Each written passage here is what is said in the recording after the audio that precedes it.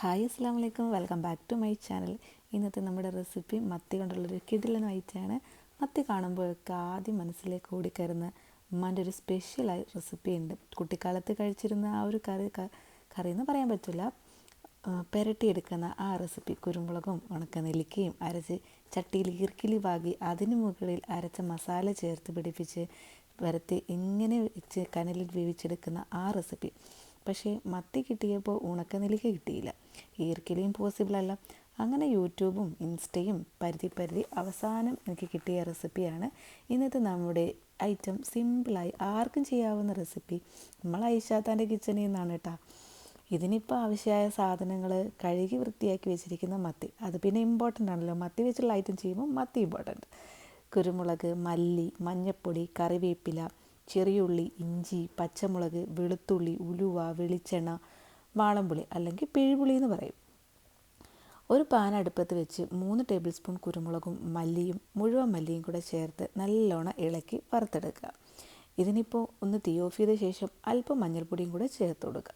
ചൂടായ ചട്ടിയിലേക്ക് വെളിച്ചെണ്ണ ചേർത്ത് കൊടുത്ത് എണ്ണ ചൂടാകുമ്പോൾ ഉലുവയിട്ട് പൊട്ടിച്ച് അരിഞ്ഞു വെച്ചിരിക്കുന്ന ഉള്ളി, പച്ചമുളക്, ഇഞ്ചി, വെളുത്തുള്ളി ചേർത്ത് നല്ലോണം ഇളക്കി കളർ മാറി വരുമ്പോൾ അരച്ച് വെച്ചിരിക്കുന്ന അരപ്പും കൂടെ ചേർക്കണം.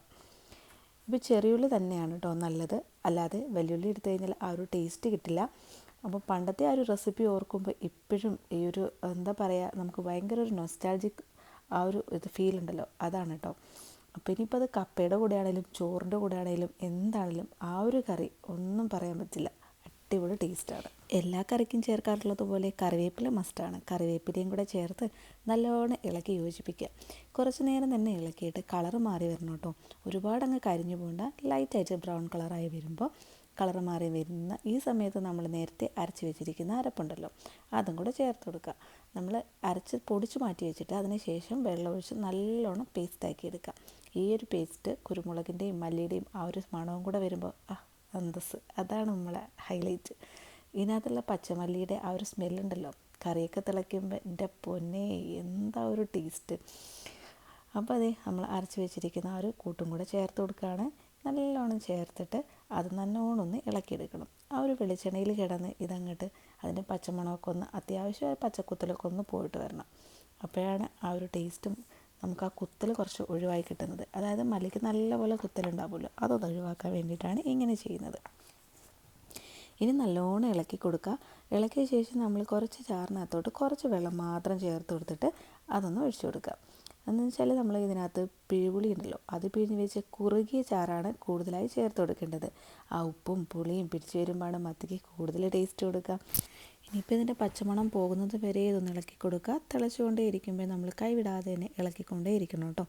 ഇനി ഇതിൻ്റെ ആ ഒരു അരപ്പിൻ്റെ പാത്രത്തുണ്ടല്ലോ, അതിനകത്തോട്ട് വെള്ളം ചേർത്ത് കൊടുത്തിട്ട് ആ വെള്ളം കൂടെ ഒഴിച്ചു കൊടുക്കുക. പിന്നെ വെള്ളം ഒഴിക്കുമ്പോൾ ശ്രദ്ധിക്കേണ്ടത് കൂടുതലായിട്ട് വെള്ളം ചേർത്ത് കൊടുക്കേണ്ട, വളരെ കുറച്ച് മാത്രം ചേർത്ത് കൊടുത്താൽ മതി. ഇതിനിപ്പോൾ ആവശ്യമായ ഉപ്പും കൂടെ ചേർത്ത് കൊടുക്കുക.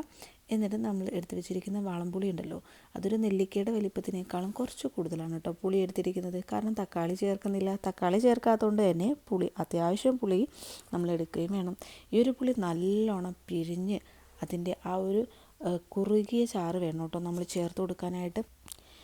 ഒരുപാട് വെള്ളം കൂടിപ്പോകണ്ട, മത്തിയുടെ വേവ് വളരെ കുറവാണ്. അതുകൊണ്ട് തന്നെ ഈ പുളി പിഴിഞ്ഞൊഴിക്കുമ്പോൾ കുറച്ചായിട്ട് പിഴിഞ്ഞൊഴിച്ചിട്ട് എന്നിട്ടൊന്ന് ഇളക്കി നോക്കിയിട്ട് ഉപ്പ് പോരെങ്കിൽ കുറച്ചും കൂടെ ഉപ്പിട്ടിട്ട് കഴുകി വെച്ചിരിക്കുന്ന മത്തിയും കൂടെ ചേർത്തിട്ട് കൊടുക്കുക. എത്രത്തോളം നമുക്ക് പുളി പിഴിഞ്ഞൊഴിക്കാവോ അത്രയും മാക്സിമം പിഴിഞ്ഞൊഴിക്കുക. പക്ഷേ എപ്പോഴും ഒരുപാട് വെള്ളം ചേർത്തിട്ടല്ല, കുറച്ച് വെള്ളം ചേർത്തിട്ട് വേണം ഈ പുളിയൊന്ന് കുറുക്കിയെടുക്കാനായിട്ട്. അല്ലെങ്കിൽ നമ്മൾ ഒരുപാട് നേരം തീയിട്ട് നമ്മൾ ആ വെള്ളം വറ്റിച്ചെടുക്കേണ്ടി വരും. ഇപ്പോൾ നമ്മുടെ ആ ഒരു മത്തിയുടെ ആ റെസിപ്പി ഉണ്ടല്ലോ, അതിൻ്റെ ആ കൂട്ടിലോട്ട് മത്തിയും കൂടെ ചേർത്ത് കൊടുക്കണം. നമ്മൾ എടുക്കുന്നത് വലിയ മത്തിയാണെങ്കിലും ചെറിയ മത്തിയാണെങ്കിലും ഏത് മത്തിയാണെങ്കിലും പ്രശ്നമില്ല. പക്ഷേ ചെറിയ മത്തിയാകുമ്പോഴാണ് ഒന്നും കൂടെ ടേസ്റ്റി ആയിട്ട് തോന്നിയിട്ടുള്ളത്. വലിയ മത്തിക്ക് അത്ര ടേസ്റ്റ് ഉണ്ടാവില്ല. ഇനിയിപ്പോൾ ഇത് ചെക്ക് ചെയ്ത് നോക്കുക ഉപ്പുണ്ടോയെന്ന്. ഇല്ലെങ്കിൽ കുറച്ച് ഉപ്പും കൂടെ ചേർത്ത് കൊടുക്കുക.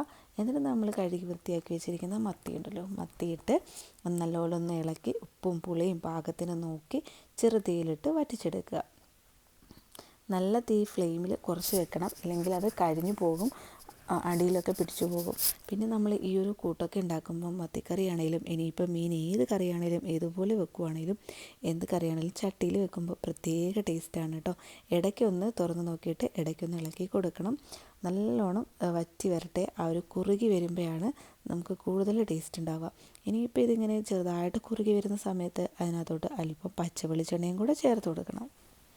വെളിച്ചെണ്ണ ചേർത്തെടുക്കുമ്പോൾ കുറച്ച് മാത്രം ചേർത്ത് കൊടുക്കുക. ഓൾറെഡി നമ്മൾ ഫസ്റ്റ് തന്നെ വെളിച്ചെണ്ണ ചേർത്തിട്ടാണ് ഉലുവയൊക്കെ പൊട്ടിച്ചെടുത്തത്. അപ്പോൾ കുറച്ച് മാത്രം വെളിച്ചെണ്ണ മതി. എന്നിട്ട് നമ്മൾ ഇതൊന്ന് ഇളക്കി നോക്കുക. എന്നിട്ട് ഉപ്പോ പുളിയോ ഒക്കെ പാകമാണെന്ന് നോക്കുക. ഉപ്പ് ആവശ്യമുണ്ടെങ്കിൽ ഉപ്പ് ചേർത്ത് കൊടുക്കുക. ഇപ്പം പുളി നിങ്ങൾക്ക് വേണമെന്നുണ്ടെങ്കിൽ കുറച്ച് പുളിയും കൂടെ പെട്ടെന്ന് തന്നെ പിഴിഞ്ഞിട്ട് ചേർത്ത് കൊടുക്കുക. എന്നിട്ടൊന്ന് തിളപ്പിച്ചെടുത്താൽ മതി. എന്നാൽ നല്ലോണം ഒന്ന് വറ്റിച്ചെടുക്കുക. ചെറിയ തീയിലിട്ട് വെട്ടിട്ട് വേണം വറ്റിച്ചെടുക്കാനായിട്ട്. നല്ലോണം വറ്റി വരുമ്പോൾ അതിൻ്റെ ഒരു ടേസ്റ്റും നമ്മൾ നേരത്തെ ഉണ്ടായിരുന്ന ആ മല്ലിയുടെ കുത്തലൊക്കെ ഒന്ന് പോയി കിട്ടും കേട്ടോ. എന്നിട്ട് നല്ലൊരു ടേസ്റ്റ് വരും. കുരുമുളകാണ് ഏറ്റവും ഹൈലൈറ്റ് നിൽക്കുന്നത് ഇതിനകത്ത്. നമ്മൾ മുളക് പൊടി ഇട്ട് വെക്കുന്നതിനേക്കാളും എത്രയോ ടേസ്റ്റാണ്. നമ്മുടെ ശരീരത്തിനും വലിയ കുഴപ്പമൊന്നുമില്ല. കുരുമുളകാണ് ഏറ്റവും ബെസ്റ്റ്. ഇനിയിപ്പോൾ നല്ല ചെറു തീയിലിട്ട് വറ്റിച്ചെടുത്ത് കുറച്ച് കഴിയുമ്പോഴത്തേക്കും നമ്മുടെ കറി ഇവിടെ സെറ്റായിട്ടുണ്ട് കേട്ടോ. നമ്മളെ മത്തിക്കറി കുരുമുളകിട്ട് വറ്റിച്ച ആ ഒരു സംഭവമുണ്ടല്ലോ, അത് റെഡിയായി. ഇനിയിപ്പോൾ കോമ്പിനേഷനായിട്ട് കപ്പയായാൽ പൊളിക്കും, ചോറാണെങ്കിലും സെറ്റാണ്. അതൊക്കെ നിങ്ങളെ ഇഷ്ടത്തിന് സെറ്റാക്കിയാൽ മതി. ഇനി മത്തി കിട്ടുമ്പോൾ ഒരു തവണയെങ്കിലും ഉണ്ടാക്കി നോക്കിയിട്ട് അഭിപ്രായം പറയുക. ഉണ്ടാക്കി നോക്കിയിട്ട് തന്നെ പറയണം കേട്ടോ. ഇങ്ങനെയാണ് ഐഷാത്ത അതിൽ പറഞ്ഞത്. അതുകൊണ്ടാണ് ഞാനിത് ഉണ്ടാക്കാമെന്ന് വിചാരിച്ചത്. ഉണ്ടാക്കി നോക്കിയപ്പോൾ എനിക്ക് നല്ല ഇഷ്ടമായി. ആ ഒരു ഞാൻ ആദ്യം പറഞ്ഞ ടേസ്റ്റ് ഉണ്ടല്ലോ, അതിൻ്റെ അത്രയും വരില്ലെങ്കിലും ഇത്തിരി ടേസ്റ്റൊക്കെ ഉണ്ടായിരുന്നു. വീഡിയോ ഇഷ്ടമായാൽ ലൈക്ക് ചെയ്യുക, ഷെയർ ചെയ്യുക, കമൻറ്റ് ചെയ്യുക. സബ്സ്ക്രൈബ് ചെയ്യാത്ത കൂട്ടുകാരുണ്ടെങ്കിൽ ഒന്ന് സബ്സ്ക്രൈബും കൂടെ ചെയ്തേക്കുക. ഇനിയും ഇതുപോലുള്ള റെസിപ്പീസൊക്കെ ആയിട്ട് വരുന്നവരേക്കും bye. Thank you for watching.